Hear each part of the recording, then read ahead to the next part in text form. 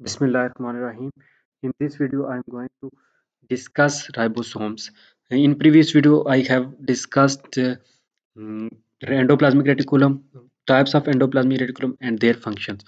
तो साथ में हमने फिर सार्कोप्लाज्मिक रेटिकुलम जो थी उसको भी डिस्कस किया था कि जो मसल में जब स्मूथ मसल जो ज़्यादा हो जाती है स्मूथ एंडोप्लाज्मिक रेटिकुलम तो वो सार्कोप्लाज्मिक रेटिकुलम कहलाती है। फिर हमने उन दोनों के फंक्शंस भी पढ़े जिसमें जो है ना रफ का जो था वो प्रोटीन सिंथेसिस था और वो सपोर्ट प्रोवाइड कर रही थी सेल को, जबकि जो स्मूथ थी वो एक तो लिपिड की सिंथेसिस कर रही थी, दूसरी ट्रांसपोर्ट कर रही थी और फिर तीसरा डिटॉक्सिफिकेशन कर रही थी और चौथा जो है वो रिजिड जो है ना वो सपोर्ट भी प्रोवाइड कर रही थी।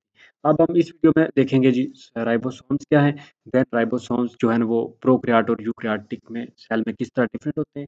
अब सबसे पहले जो ribosomes under electron under microscope के अंदर देखे गए थे वो डेंस ग्रेनुलार स्ट्रक्चर थे, ठीक है, ग्रेनुलार स्ट्रक्चर से दानेदार साख्तें नजर आ रही थी। राइबोसोम्स अब क्या थे, रफली जो थे वो स्फेरिकल थे, यानी इस तरह थे बिल्कुल अंडे जो है ना वो स्फेरिकल पैच लाइक स्ट्रक्चर थे। ग्रेनुलर यानी ग्रेनुलर ग्रेन लाइक स्ट्रक्चर थे, नॉन मेम्ब्रेनस बॉडीज हैं। तो ये ऐसे हैं कि इनके अराउंड कोई मेम्ब्रेन नहीं होती, नॉन मेम्ब्रेनस बॉडी है राइबोसोम्स, इसीलिए ये प्रोकैरियोट में भी पाए जाते हैं। फाउंड इन बोथ यानी दोनों यूकैरियोटिक और प्रोकैरियोटिक दोनों सेल्स में पाए जाते हैं। अब यूकैरियोटिक सेल वो होता है जिसमें ट्रू न्यूक्लियस भी प्रेजेंट है और मेम्ब्रेन बॉन्डेड ऑर्गेनेल्स भी, और प्रोकैरियोटिक सेल वो होता है जिसमें ना ट्रू न्यूक्लियस होता है और ना ही मेम्ब्रेन बॉन्डेड ऑर्गेनेल्स प्रेजेंट होती है। होवर अब क्या होता है कि जो यूकैरियोटिक सेल का राइबोसोम्स है वो लार्जर है, वो यानी एटीएस का राइबोसोम्स है, वाइल जो प्रोकैरियोटिक सेल का राइबोसोम्स है वो स्मॉलर है यानी वो 70s का है। तो ये दोनों में डिफरेंस है, प्रेजेंट दोनों में है, लेकिन जो प्रोकैरियोटिक में है वो 70s का है और जो यूकैरियोटिक में है वो 80s का है। अब हम इनको जो है ना वो कहते हैं कि ओनली अंडर जो है ना इलेक्ट्रॉन माइक्रोस्कोप के ही नीचे देख सकते हैं। ये तकरीबन जो बने हुए अब इनकी किसके इनकी कंपोजिशन को अगर देखा जाए, यानी बनावट इनकी देखी जाए किस किस चीज़ के बने हुए, तो इक्वल अमाउंट आरएनए और प्रोटीन, आरएनए और प्रोटीन के ये दोनों ये राइबोसोम जो है वो बने होते हैं। So they are also called ribo nucleoprotein. इसको राइबो न्यूक्लियोप्रोटीन भी दूसरा नाम इसका दिया जाता है क्योंकि ये बने हुए ही आरएनए और प्रोटीन के इक्वल अमाउंट, यानी दोनों बराबर बराबर अमाउंट में प्रेजेंट होते हैं। अब ये फाउंड कहाँ होते हैं, किस जगह होते हैं, न्यूक्लियोलस में जो है ना वो न्यूक्लियस का जो पार्ट न्यूक्लियोलस है डेंस पार्ट है वहाँ पे ये पाए जाते हैं जो राइबोसोम्स होते हैं। तो ये जो है ना फिर उसके बाद ट्रांसपोर्ट किए जाते हैं साइटोप्लाज्म को थ्रू न्यूक्लियोपोर। न्यूक्लियस की जो मेम्ब्रेन है उसमें पोर्स होते हैं न्यूक्लियोपोर, उनकी मदद से इनको बाहर जो है साइटोप्लाज्म में ट्रांसपोर्ट किया जाता है। अब जो यूकैरियोटिक सेल है उसमें जो राइबोसोम्स होते हैं वो अटैच भी नजर आ सकते हैं, ऊपर हमने पढ़ा है आर या रफ एंडोप्लाज्मिक रेटिकुलम, उसके साथ अटैच भी नजर आ सकते हैं या में फ्रीली डिस्पर्स्ड भी आ सकते हैं साइटोप्लाज्म के, साइटोप्लाज्म में ऐसे ही बिखरे हुए नजर भी आ सकते हैं या फिर ये अटैच भी हो सकते हैं रफ एंडोप्लाज्मिक रेटिकुलम की वजह से, क्योंकि जो एंडोप्लाज्मिक रेटिकुलम है जिसके साथ ये अटैच होते हैं उसको वो इस इनकी वजह से जो है ना वो रफ हमें नजर आती है, इसलिए उसको नाम दिया जाता है रफ एंडोप्लाज्मिक रेटिकुलम।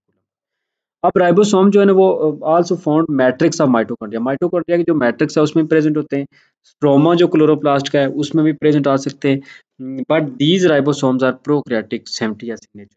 अब क्या फर्क होता है कि ये मैट्रिक्स ऑफ माइटोकॉन्ड्रिया और स्ट्रोमा ऑफ क्लोरोप्लास्ट यानी जो जो राइबोसोम्स इन ऑर्गेनेलिज में नजर आएंगे वो प्रोकैरियोटिक होंगे, वो 70s वाले होंगे, छोटे होंगे, ठीक है। वैसे जो नॉर्मली सेल में है वो यूकैरियोटिक सेल में वो 80s का होगा। अब ये बनते किस तरह है कि एक देखें ये 40s का लार्ज दो सब यूनिट का ये बना होता है, ठीक है। एक लार्ज सब यूनिट होता है और एक स्मॉल सब यूनिट होता है।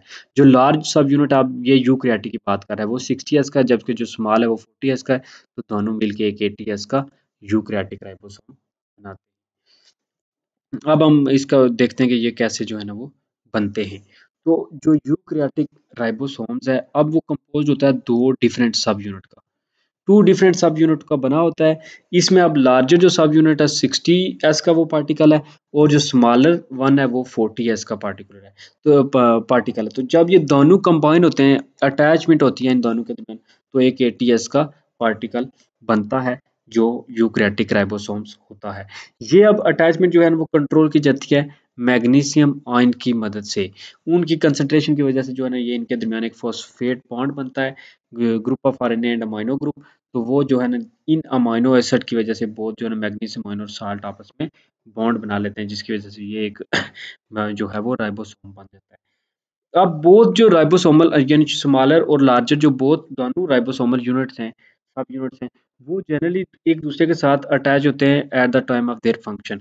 जब इनके फंक्शन का टाइम आता है, यानी प्रोटीन सिंथेसिस या इस तरह का जब उनको फंक्शन का टाइम आता है, तो उस वक्त ये दोनों एक दूसरे के साथ अटैच होके जो है वो एक लार्ज सब जो है सब यूनिट बना देते हैं।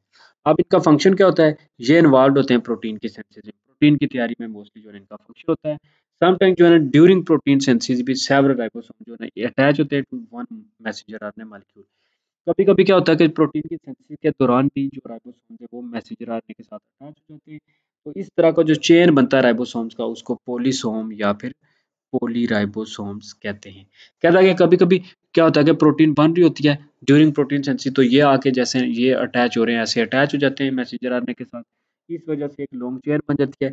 इस चेन की वजह से इसको पोलिसोम या फिर पॉलीराइबोसोम्स भी कहते हैं। यानी पॉली का मतलब मैनी। तो इन दिस वे जो है ना सेवरल कॉपीज ऑफ जो है same polypeptide can be produce in very less time. तो इस तरह जब ये ज़्यादा से ज़्यादा अटैच हो जाएंगे, ग्रोइंग पॉलीपेप्टाइड बन जाएगा, तो उसकी वजह से जो है ना वो एक ही थोड़े वक्त में जो है ना वो ज़्यादा से ज़्यादा ऑर्गेनेलिज बन जाएंगे। तो ये था राइबोसोम्स क्या होता है, ठीक है, ग्रैन्युलर स्ट्रक्चर है।